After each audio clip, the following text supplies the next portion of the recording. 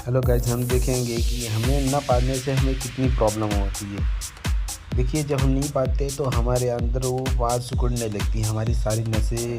जो है, सारे टिश्यू जो है एक इकट्ठा होके सिकुड़ने लगती है। जो वो सिकुड़ने लगती है तो हमें जो प्रॉब्लम होती है, हमारे अंदर की नलियों में जो है वो गैसें रिटर्न होते हुए हमारे